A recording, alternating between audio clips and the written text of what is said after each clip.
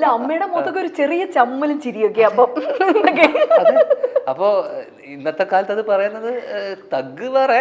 പക്ഷേ എന്നാൽ പോലും നമ്മളതൊക്കെ എല്ലാവരും പറഞ്ഞ പോലെ അവിടെ അവിടെ ഇരിക്കുന്ന ഭീകരന്മാർ കുറെ പേര് ഇരിക്കുന്നുണ്ട്. പൊളിറ്റിക്കൽ കറക്റ്റ്നെസിന്റെ പലരും, രാഷ്ട്രീയക്കാരായിക്കോട്ടെ മന്ത്രിമാരും ഉൾപ്പെടെ എല്ലാവരും ചിരിച്ചു. അപ്പൊ ഞാൻ ആലോചിച്ചു, ചുറ്റും ഈ സമൂഹം പൊളിറ്റിക്കലി ഇൻകറക്റ്റ് ആണ് മൊത്തം. അപ്പൊ പിന്നെ നമ്മൾ അതിന്റെ കൂടെ ഒന്ന് ചിരിക്കുക വേറെ വഴി.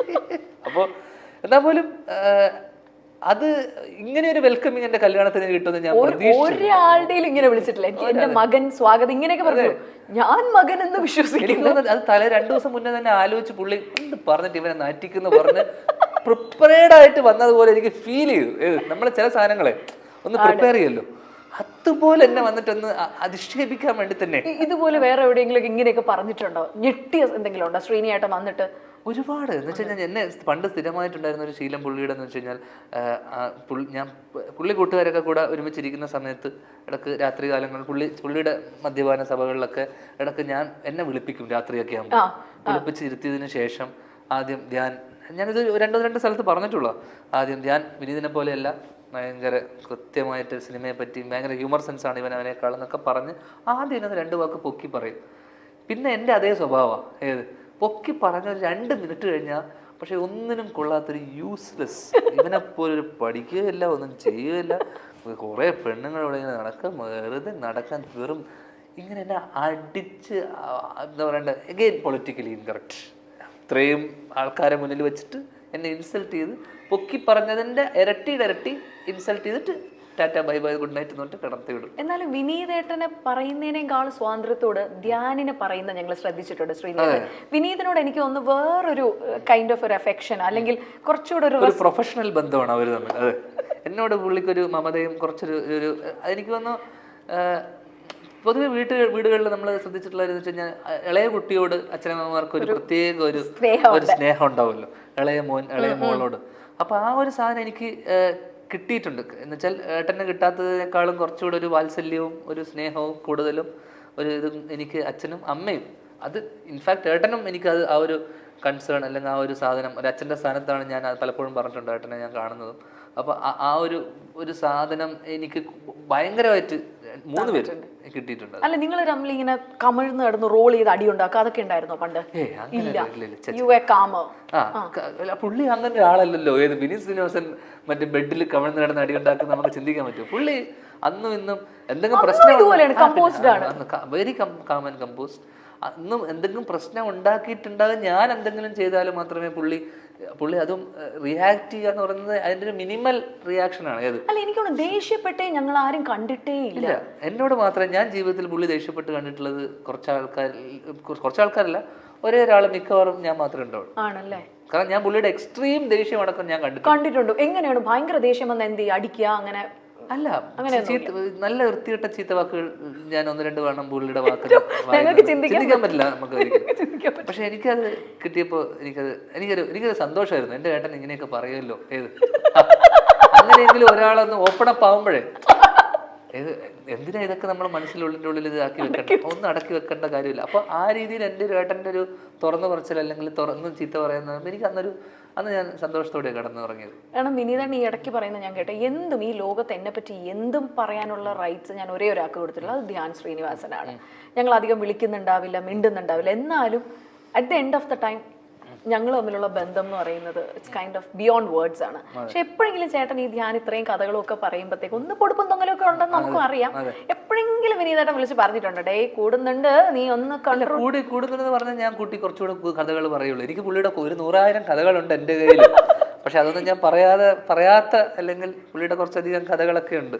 പുള്ളിയുടെ ഒരു രസകരമായ ഒരു കഥ എന്ന് വെച്ച് കഴിഞ്ഞാൽ, ഇത് ഞാൻ പറഞ്ഞിട്ടുണ്ടോ? ഇത് ഞാൻ പറഞ്ഞിട്ടുണ്ട്, അതുകൊണ്ട് പറയുന്നത്. അപ്പൊ അതിനകത്ത് 1-2 സംഭവങ്ങളൊക്കെ ഉണ്ട് പുള്ളിയുടെ കോളേജ് സമയത്തും സ്കൂൾ സമയത്തൊക്കെയുള്ള എനിക്കറിയാവുന്ന പുള്ളിയുടെ കുറച്ച് കഥകൾ. എന്താ വീക്ക്നെസ്? എന്താ വിനീതേട്ടന്റെ ശരിക്കും? ഒന്നുമില്ല, എനിക്ക് തോന്നുന്നു ഭക്ഷണം ആണ് പ്രധാന. ആ ഭക്ഷണത്തിലെ വീക്ക്നെസ് ഉദ്ദേശിച്ചത് പൊതുവെ മനുഷ്യന്മാര് വീക്കാവുന്നത് 2-3 സംഭവം. അങ്ങനത്തെ യാതൊരു പ്രലോഭനങ്ങളിലോ വീഴുന്ന ഒരാളല്ല ഞാൻ. ഇപ്പോ ഈ നദികൾ സുന്ദരി യമുന പറഞ്ഞു, ഭയങ്കര റിവ്യൂസ് വരുന്നു, നല്ല കളക്ഷൻസ് ഉണ്ട്, തിയേറ്ററിൽ ഫുള്ളി റൺ ചെയ്തുകൊണ്ടിരിക്കുന്നു. ഇതുവരെ ജീവിതത്തിൽ കണ്ടതിൽ സുന്ദരി ആരാണ്? ഞാൻ ഇപ്പൊ തൊട്ടടുത്ത ഇന്റർവ്യൂലടക്കം പറഞ്ഞു. ഞാൻ നേരിട്ട് കണ്ടതിൽ ഏറ്റവും എനിക്ക് സുന്ദരിയായി തോന്നിയത്, അല്ലെങ്കിൽ ഞാൻ നേരിട്ട് അടുത്ത് കണ്ടപ്പോൾ എനിക്ക് ഏറ്റവും ഭംഗിയുള്ളതായിട്ട് തോന്നിയത് അനുഷ്ക ഷെട്ടിനെയാണ്. അനുഷ്ക ഷെട്ടി. ഞാൻ അത്രയും അടുത്തുനിന്ന്, കാരണം അവർ സിനിമയിൽ വന്ന സമയത്ത് ഞാനും ഏട്ടനൊരു സ്ഥലത്ത് ഭക്ഷണം കഴിക്കാൻ പോയപ്പോൾ ദൂരെ നിന്നിട്ട് എനിക്ക് ആരാന്ന് മനസ്സിലായില്ല. അവർ തിരിച്ച് നടന്നു വരുമ്പോൾ ഞാൻ ക്രോസ് ചെയ്ത് പോകുമ്പോൾ അവരെ കണ്ടു. അപ്പോൾ ചേട്ടൻ, ഞാനിങ്ങനെ നോക്കിയിരിക്കുന്ന സമയത്ത് ചേട്ടൻ അപ്പുറത്ത് അനുഷ്ക എന്ന്. അപ്പോൾ അത് ഞാൻ ഇപ്പൊ കഴിഞ്ഞ ഇന്റർവ്യൂ പറഞ്ഞ കാര്യം. അപ്പൊ അതുകൊണ്ട് എന്നാലും ഞാൻ ചോദിക്കാം, സ്ത്രീകളുടെ കാര്യം വിടട്ടെ. വീട്ടിൽ ഇപ്പൊ 2 സ്ത്രീകളാണുള്ളത്, അർപ്പിതയും മകളുമാണ്. ഈ പെണ്ണുങ്ങളുടെ ഇവിടെ ജീവിതം എങ്ങനെയുണ്ട്? അടിപൊളിയാ. എന്ന് വെച്ച് കഴിഞ്ഞാൽ അവരല്ലേ നമ്മുടെ ഒരു ബാക്ക് ബോൺ. എന്തൊക്കെ പറഞ്ഞാലും അവരാണ് ന്യൂക്ലിയസ്. നമ്മളെ സപ്പോർട്ട് ചെയ്യുന്ന അങ്ങനെ ഒരാളില്ലെങ്കിൽ നമ്മുടെ ലൈഫിന് ഒരു ബാലൻസ് ഉണ്ടാക്കിയെടുക്കുന്നതും, അല്ലെങ്കിൽ നമ്മുടെ ലൈഫിന് നമ്മൾ തിരിച്ചു പോകുമ്പോൾ നമ്മുടെ വീട്ടിൽ കാത്തു നിൽക്കാൻ, അല്ലെങ്കിൽ നമുക്കൊരു സപ്പോർട്ട് സിസ്റ്റം എന്ന് പറയുന്നത് കംപ്ലീറ്റ്ലി ഡിപ്പെൻഡൻ്റ് ആണ്. നമ്മളൊരു പരിധി വരെ, പരിധിയല്ല, കംപ്ലീറ്റ്ലി ഡിപ്പെൻഡൻ്റ് ആണ്. അമ്മയുടെ പുറത്ത് ഇപ്പോഴും വൈഫാണ്. മകളുടെ കാര്യമായിക്കോട്ടെ, വീട്ടിലത്തെ കാര്യങ്ങളായിക്കോട്ടെ, അവൾ ജോലി ചെയ്തിരുന്നതാണ്. ഞാൻ ഒരിക്കലും ജോലി വിടണമെന്ന് ഒന്നും പറഞ്ഞില്ല. അവളായിട്ട് തന്നെ ഞാൻ തൽക്കാലം ജോലി വിടുകയാണെന്ന് പറഞ്ഞു. ഉറക്കുള്ള നല്ല ജോലി ഉണ്ടായിരുന്നു. കല്യാണം കഴിഞ്ഞു. അവൾ മകളായതിനു ശേഷം പിന്നെ ഇപ്പം ജോലി ചെയ്ത് താല്പര്യം പോയി പുള്ളിക്കാർക്ക്. ഇപ്പം പിന്നെ ചില്ലിങ്ങാ, അതുകൊണ്ട് കുടുംബക്കാരെ കാണുക. അപ്പോൾ ഞാൻ പറഞ്ഞ ജോലി ചെയ്ത് കഴിഞ്ഞാൽ കുറച്ചധികം അവിടെ നിന്ന് റവന്യൂ കിട്ടുമല്ലോ, നീ അത് കളയണ്ടല്ലോ വെറുതെ എന്തിനാന്നൊക്കെ പറഞ്ഞപ്പോൾ വേണ്ട, ഇനി ഞാൻ ജോലിക്ക് പോകുന്നില്ല. അവള് സ്വയം തീരുമാനിച്ചു. എനിക്ക് നമുക്ക് നല്ലതല്ലേ, അവിടെ നിന്ന് ഒരു കാശ് കിട്ടുന്നല്ലേ, വെറുതെ എന്തിനാ കളയുന്നത്? നല്ല ജോലി. മണി മോട്ടീവ് ആണോ ഇപ്പൊ ശരിക്കും? വേറെ ഇൻവെസ്റ്റ്മെന്റ്സ് എന്താണ്? ഞാൻ എപ്പോഴും വരുന്നത് പെൺകുട്ടികൾ ആ രീതിയിൽ ഫിനാൻഷ്യലി ഇൻഡിപെൻഡന്റ് ആവണം എന്നുള്ള ഒരു ചിന്ത. കാരണം എല്ലാത്തിനും ഇപ്പൊ ഞാൻ ചോദിക്കാതെ തന്നെ ഞാൻ എപ്പോഴും മാസം നമുക്ക് ആ എക്സ്പെൻസിനുള്ളതൊക്കെ അവൾ ചോദിക്കാതെ ഞാൻ ഇട്ട് കൊടുക്കാറുണ്ട്. പക്ഷെ പണ്ട് അവൾ ജോലി ഉള്ള സമയത്ത് എനിക്ക് ജോലി ഇല്ലാത്തൊരു സമയം ഉണ്ടായിരുന്നു. അന്ന് അവളാണ് എന്നെ പ്രൊട്ടക്ട് ചെയ്തത്. എനിക്ക് പലപ്പോഴും എന്റെ ചെലവ് നടന്നിരുന്ന മൊത്തം ആദ്യം പ്രപ്പോസൽ, അതായത് കല്യാണം കഴിക്കാൻ തുറന്നു പറഞ്ഞ ആരായിരിക്കും? നമ്മള് രണ്ടുപേരും തീരുമാനിച്ചത്. ആ സമയം ഒരു സമയമായപ്പോഴേക്കും രണ്ടുപേരും. എന്നാൽ ഈ മദ്യപാനം ഒക്കെ ഉണ്ടായിരുന്ന സമയത്തായിരുന്നില്ലേ ഇതെല്ലാം? അർപ്പിതയ്ക്ക് അറിയായിരുന്നു എല്ലാം, കംപ്ലീറ്റ് പാസ്റ്റ് അറിയായിരുന്നു. ഇതൊക്കെ ചെയ്യുമായിരുന്നെങ്കിലും ഞാനൊരു നല്ല മനുഷ്യനായിരുന്നു ഉള്ളിൻ്റെ ഉള്ളിൽ. അങ്ങനെ ഇതൊക്കെ ചെയ്യുന്ന ആൾക്കാർ വൃത്തികെട്ടവന്മാരാ? അല്ല അല്ല അല്ല അല്ല ചെയ്യുന്ന ആൾക്കാരിലും നന്മയുണ്ടെന്നേ. നമുക്ക് കള്ളുകൂടി ഇതൊക്കെ നമ്മളെ ഹാബിറ്റ്സും നമ്മളെ സുഹൃത്തുക്കളുടെ ഇടയിൽ ചെയ്യുന്ന കാര്യങ്ങളല്ല. നമ്മുടെ ഒരു ക്ലോസ് സർക്കിൾ ഇല്ലാത്തോണ്ട് ഞാൻ പറയും ഇപ്പൊ കള്ളുകൂടി ഇച്ചിരിയെങ്കിലും നമുക്ക് ചെറുത് സോഷ്യലി ഒക്കെ ആണെങ്കിൽ നമ്മൾ സഹിക്കും. പക്ഷെ വേറെ നമ്മള് അല്ല, എനിക്കിപ്പോ ഫ്ലിങ്സും എനിക്ക് ചെറിയ ചെറിയ കുട്ടി അതൊക്കെ പലതും അവക്കറിയാവുന്ന കാര്യങ്ങളുണ്ട്, ഇഷ്ടങ്ങൾ. പിന്നെ ഞാൻ പലപ്പോഴും ചെറിയ എല്ലാം നമുക്ക് അട്രാക്ഷൻ അല്ലെങ്കിൽ ഒരു ക്രഷൊക്കെ നമുക്ക് പലപ്പോഴും പല ഘട്ടങ്ങളിൽ നമുക്ക് തോന്നും. അതൊന്നും നമ്മൾ ക്യാരി ചെയ്യുന്നില്ല എന്ന് മാത്രമല്ലേ ഉള്ളൂ. നമ്മൾ വീട്ടിലോട്ട് കൊണ്ടുപോയി ടേക്ക് ഹോം അല്ലെങ്കിൽ നമ്മൾ, കാരണം നമുക്കൊരാളുണ്ടല്ലോ, നമുക്കായിട്ടൊരാൾ. അപ്പം പിന്നെ അയാളുള്ളിടത്തോളം പിന്നെ നമ്മൾ അയാളോട് നമ്മൾ സന്തുഷ്ടയാണെങ്കിൽ പിന്നെ എന്തിനാണ് നമുക്ക് വേറൊരാളുടെ ആവശ്യമുണ്ട്? Correct, you said the point. അപ്പോൾ ഇനി ഒരു ചെറിയൊരു സെഗ്മെന്റ് ആണ്, വേറൊന്നുമില്ല. 2 സെഗ്മെന്റ് ഉണ്ട്. ഇതിൽ വളരെ സിമ്പിൾ ആണ്. ഞാൻ കുറച്ച് ആക്ടേഴ്സിന്റെ പേര് പറയും. ഇത് വളരെ ഫേമസ് ആയിട്ടുള്ള ഒരു ഗെയിമിംഗ് ആണ്, വേറൊന്നുമില്ല. ഇവർ സിനിമാ നടന്മാരല്ലായിരുന്നു എങ്കിൽ എന്തെങ്കിലും എനിത്തിങ് വെറൈറ്റി പറയണേ, എനിത്തിങ്. ഓക്കെ, ഇവരല്ലായിരുന്നെങ്കിൽ ഇവരെന്തായിരിക്കും ചെയ്യാൻ സാധ്യതയുള്ളത്? ഇൻ യുവർ ഭാവന. പുതിയ സാധനമാണേ. ഒന്നാമത്തെ പേര് ഷൈൻ ടോം ചാക്കോ. ഷൈൻ ടോം ചാക്കോ എന്താ പറയണ്ടേ, ബാർട്ടൻഡറോ അല്ലെങ്കിൽ അല്ലേ ഒരു ഓളമേനെ അല്ലേ, ബാറില് DJ ബാർട്ടൻഡർ നല്ലല്ലേ. അങ്ങനെ അതാകുമ്പോ അവിടെ നിന്ന് എടുത്തു കൊടുക്കുകയും ചെയ്യാം, പുള്ളി സൈഡിൽ നിന്ന് അടിക്കുകയും ചെയ്യും, പരിപാടി നടക്കും. ഹാപ്പി ആയിരിക്കും. അടുത്തത് ഹണി റോസ്.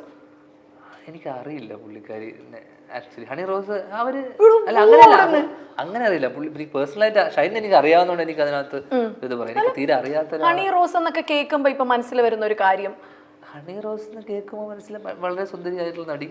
ഹണി റോസ് ഇതെല്ലായിരുന്നെങ്കിൽ എനിക്ക് തോന്നുന്നു സ്കൂൾ ടീച്ചറൊക്കെ ആയിരുന്നെങ്കിൽ കുട്ടികൾക്കൊക്കെ ഒരു രസമായിരുന്നു അല്ലേ, ക്ലാസ്സിലൊക്കെ കൊച്ചുകുട്ടികൾ. അല്ല, ഞാൻ പറഞ്ഞ ഒരു ഹൈസ്കൂൾ ടീച്ചറൊക്കെ ആയിരുന്നെങ്കിൽ കുട്ടികൾക്ക് ഒരു, നമുക്ക് എപ്പോഴും ക്രഷ് പോകുന്ന ടീച്ചർമാരുണ്ടാവില്ല.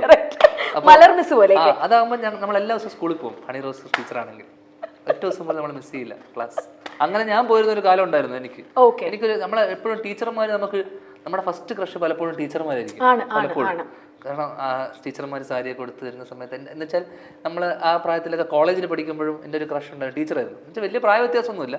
അപ്പോൾ പലപ്പോഴും അപ്പോൾ എനിക്കൊന്ന് ഹണി ടീച്ചർ ആകുകയാണെങ്കിൽ ഒരു ദിവസം പോലും പിള്ളേർ ആബ്സെന്റ് ഇല്ലാതെ എല്ലാ ദിവസവും ക്ലാസ്സിൽ പോയിരിക്കും. അതിനൊരു കയ്യടി. മോഡൽ, ഈ ഹെയർ ഹോസ്റ്റസ് അങ്ങനെയൊക്കെ പറയുന്നേ, സ്കൂൾ ടീച്ചർ. സുന്ദരിയായ ടീച്ചറല്ലേ, അപ്പൊ പിന്നെ സ്വാഭാവികമായിട്ടും ക്ലാസ് മുടങ്ങില്ല. ആണ്. കോളേജ് ആണെങ്കിലും ഓക്കെയാ. അതെ, സെറ്റ്. അതെ. അടുത്ത അജു വർഗീസ്. അജു വർഗീസ് വല്ല എന്താ പറയണ്ടേ, ജയിലിലോ അല്ലെങ്കിൽ വല്ല അങ്ങനെ വല്ല മിക്കവാറും കൺവിക്റ്റും അല്ലായിരിക്കും, ജയിലിലായിരിക്കും. പ്രതിയായിട്ട് ജയിലിൽ എന്ത് കാര്യത്തിനായിരിക്കും പ്രതിയാവാൻ? വല്ല പെറ്റി കേസ് വല്ല ആയിരിക്കും, മോഷണം, മാലപിടി, അങ്ങനത്തെ കേസായിരിക്കും. അതിന്റെ കൂടെ വേറെ എന്തെങ്കിലും കേസ് ഉണ്ടെങ്കിൽ അതും ഏറ്റെടുത്തിട്ട് പുള്ളി വേണം ജീവപര്യന്തം എന്നൊക്കെ പിടിച്ചിട്ട് അവിടെ വള്ളിയും പിടിച്ചിട്ട് അവിടെ ഇരിപ്പുണ്ടാവും. ഈ പണിയൊക്കെ മേടിക്കുന്ന ഒരാളെ. കാരണം ഒരു കാലത്ത് എനിക്കറിയാവുന്ന ഒരാള് ഒരു പബ്ലിക് ന്യൂസൻസ് ആയിരുന്നു, എന്റെ ഒരു വേറൊരു വേർഷൻ ആയിരുന്നു ഒരു കാലത്ത്. അപ്പൊ മിക്കവാറും ജോലിയൊന്നും ഉണ്ടാവില്ല, ജയിലിലാവുമ്പോൾ പ്രത്യേകിച്ച് എല്ലാ ജോലിയും ചെയ്യേണ്ടി വരുമല്ലോ. അപ്പൊ അങ്ങനെ അങ്ങ് പോവും. പിന്നെ നയൻതാര വർക്ക് ചെയ്ത ആളാണ്, സംവിധാനം ചെയ്ത ആളാണ്. എനിക്ക് തോന്നുന്നു പൊളിറ്റീഷ്യൻ ആയ വെരി ഷാർപ്പ്, വെരി എന്താ പറയണ്ട, പ്രിസൈസ്, കൃത്യമായിട്ട് കാര്യങ്ങൾ അറിയാവുന്ന, അല്ലെങ്കിൽ അവരെ കൃത്യമായിട്ട് അവർക്ക് മാർക്കറ്റ് ചെയ്യുന്ന അറിയാം, അവർ എന്ത് ചെയ്യുന്നു സംസാരിക്കുന്നു കൃത്യമായിട്ടൊരു ധാരണയുള്ളതാണ്. ഇനി ഒരാളും കൂടെ ഉള്ളൂ, ഫഹദ് ഫാസിൽ. ഫഹദിക്ക എനിക്ക് തോന്നുന്നു ഒരു മറ്റേ നമ്മൾ ഇതിൽ കണ്ട പോലെ ഒരു ഭയങ്കര കാർ എന്തൂസിയാസ്റ്റും ഇതൊക്കെ. എനിക്ക് തോന്നുന്നു ഒരു ഫോർമുല 1 വല്ല റേസറോ വല്ല മറ്റേ ബാംഗ്ലൂർ ഡേയ്സിലൊക്കെ കണ്ട പോലെ. പുള്ളിയുടെ കാറിനോടുള്ള ഭ്രമമൊക്കെ എന്നോട് പുള്ളി പേഴ്സണലായിട്ടൊക്കെ പറഞ്ഞിട്ടുണ്ട്. അപ്പം എനിക്ക് തോന്നുന്നൊരു കാർ റേസറോ അല്ല ആ ലെവലിലോട്ട് ഒരു ഓട്ടോ എന്തൂസിയാസ്റ്റാണ്. അപ്പോൾ അതുകൊണ്ട് തന്നെ എനിക്ക് തോന്നുന്നു ഓട്ടോമൊബൈൽ ബന്ധപ്പെട്ടിട്ടുള്ള എന്തെങ്കിലും പരിപാടിയിലായിരിക്കും. അങ്ങനെ ആയിരിക്കും. അപ്പോൾ ഇത്രയും പേരുടെ ഞെട്ടിപ്പോയിട്ട് ഒരാളെയും കൂടെ ചോദിക്കാൻ പറ്റുന്നുണ്ട്, കോമൺ ക്വസ്റ്റ്യൻ. പൃഥ്വിരാജ്. രാജുവേട്ടൻ എനിക്ക് തോന്നുന്നു ഈ ചിലപ്പോൾ എനിക്ക് തോന്നുന്നു ഈ രാജ്യത്ത് തന്നെ ജനിക്കേണ്ട ആളാണെന്ന് എനിക്ക് തോന്നിയിട്ടില്ല. എന്ന് വെച്ച് കഴിഞ്ഞാൽ ചിലപ്പോൾ വിദേശത്തോ അല്ല അല്ലെങ്കിൽ ഇപ്പോൾ കാരണം അത്ര ആ ലെവലിൽ പുള്ളിക്ക് കാരണം അത്ര നന്നായിട്ട് സംസാരിക്കാൻ അറിയാം. ഓക്കെ, ഭയങ്കര gentleman, like very good looking. ഈ പറഞ്ഞ ഒരുവിധം എല്ലാത്തിൻ്റെയും ഒരു എപ്പിട്ടമിയാ, ഒരു പാക്കേജാ പുള്ളി, ഓൾ ഇൻ ഓൾ. അപ്പൊ പുള്ളിക്ക് എനിക്ക് തോന്നുന്നു ആ മൾട്ടി ടാലന്റഡ് ആയിട്ടുള്ള, അതുകൊണ്ടാണ് പുള്ളി ഇപ്പോഴും മൾട്ടി ഫെസറ്റഡ് ആണല്ലോ പുള്ളി. അപ്പൊ എനിക്ക് തോന്നുന്നു പുള്ളി എന്തും ചെയ്യും. വേറൊരു രാജ്യത്താവണം, ഏത് രാജ്യമായിരിക്കും ബെറ്റർ ഫോർ പൃഥ്വിരാജ്? കേരളം അല്ല ഇന്ത്യ, അല്ലെങ്കിൽ കേരളം അല്ല ഇന്ത്യ, അല്ലെങ്കിൽ എനിക്ക് തോന്നുന്നു പുള്ളി എവിടെ പോയാലും പുള്ളിക്കൊരു പരിപാടി ഉണ്ടാക്കിയെടുക്കും. കേരളത്തിലായിരുന്നില്ല ബെറ്റർ, അവിടെ ആയിരുന്നെങ്കിൽ എനിക്ക് തോന്നുന്നു ഹോളിവുഡ് പരിപാടിയിലൊക്കെ പിന്നെ ലെവലിലോട്ട് പുള്ളി എത്തും. ചിലപ്പോൾ ഇപ്പൊ ഒന്നും പറയാൻ പറ്റില്ല. കാരണം ഇപ്പൊ തന്നെ സലാറിലൊക്കെ വില്ലനായിട്ട് പ്രഭാസിന്റെ കൂടെ വരാനിരിക്കുകയാണ്. അപ്പൊ ഈ ഇത്രയും സെക്ഷനേ ഉള്ളൂ ഞങ്ങളുടെ. ഇനി അടുത്ത സെക്ഷൻ എന്ന് പറഞ്ഞാൽ ഒന്നുമില്ല. അയ്യോ, ഞാൻ സീരിയസ്ലി ഞാൻ പറയട്ടോ, എനിക്ക് ഭയങ്കര പൊളിറ്റിക്കലി റോങ് ആണ് മകനെന്ന് വിശ്വസിക്കുന്ന. അപ്പൊ അവിടെ പോലും നമ്മളിപ്പോ പൊളിറ്റിക്കൽ കറക്റ്റ്നെസിന്റെ കാലത്താണ് നിൽക്കുന്നത്. അങ്ങനെ നോക്കുമ്പോൾ വളരെ പൊളിറ്റിക്കലി റോങ് ആണ്. അതിന് എനിക്ക് വേണമെങ്കിൽ കേസ് കൊടുക്കാവുന്നതേ ഉള്ളൂ.